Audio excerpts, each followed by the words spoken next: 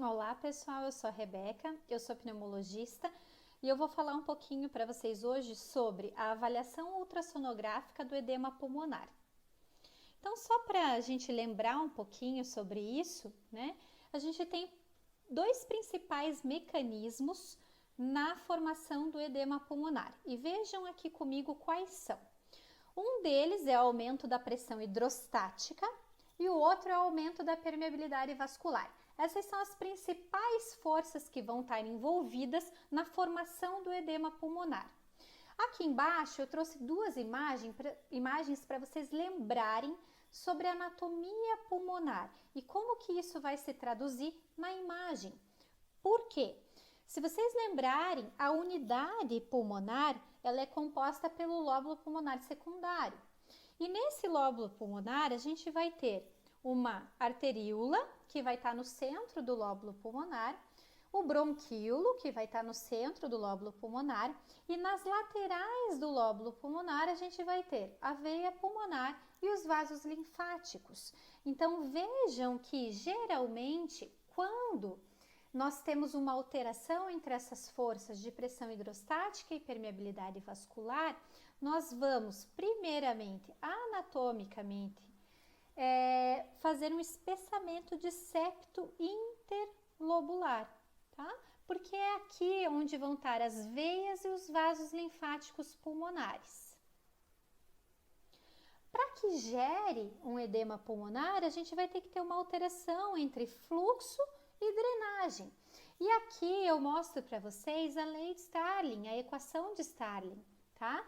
Onde que o fluxo de líquido, K é o coeficiente de filtração e essa outra parte aqui da equação está relacionada às forças, o gradiente de força de pressão hidrostática pulmonar e aqui o gradiente de força coloidosmótica. Se eu tiver um desbalanço entre essas pressões, entre essas forças, força hidrostática ou força coloidosmótica, eu vou fazer com que tenha edema pulmonar. Como que isso vai ser visto numa tomografia de tórax, por exemplo? Na tomografia de tórax, a gente pode perceber nessa imagem, eu vou ter um espessamento do septo interlobular. Então vejam a ponta da flecha vermelha. Eu estou apontando justamente o septo interlobular, que ele está mais realçado. Ele tem um espessamento desse septo interlobular na imagem. E outra coisa que eu posso ver também na tomografia de tórax é um derrame pleural, que está mostrado ali para vocês por um asterisco. Isso também pode acontecer em edemas pulmonares, principalmente naqueles que têm origem no aumento da pressão hidrostática, que estão relacionados, por exemplo, a uma insuficiência cardíaca.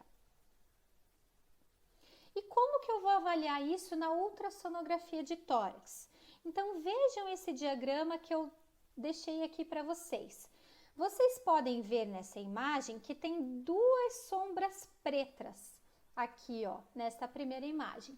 Essas sombras pretas são justamente a sombra acústica posterior das costelas. O transdutor, ele está colocado bem em cima, entre duas costelas aqui do tórax. E na ultrassonografia, a costela vai fazer uma sombra acústica, que essa sombra acústica vai se traduzir como preta na imagem de ultrassonografia. E vocês podem ver lá em cima que eu tenho uma linha hiperecogênica, eu tenho uma linha branca cintilante. Essa linha, essa primeira linha branca cintilante é a linha pleural. A linha pleural é a junção da pleura parietal com a pleura visceral. Num pulmão aerado, ela vai fazer um artefato de repetição que a gente vai chamar de linhas As, como está demonstrado nessa figura. Então vejam que vai ter uma linha cintilante lá no início da imagem. Essa linha cintilante é a linha pleural e ela vai se repetir ali em toda a tela. Isso é um pulmão aerado, esse é o meu pulmão por acaso, tá? e que eu não tenho nenhuma doença pulmonar, então eu tenho esse artefato de repetição ali que se chama linhas As. Já em pacientes que eu tenho linhas Bs, que é a tradução ultrassonográfica do espessamento do septo interlobular, a tradução ultrassonográfica do edema pulmonar, eu vou ter essa imagem. Então vejam aqui essa imagem. Essa imagem é composta por linhas hiperecogênicas que vão do início da tela até o final da tela, e a gente chama essas linhas de linhas em cauda de cometa ou Lange-Rockets, né?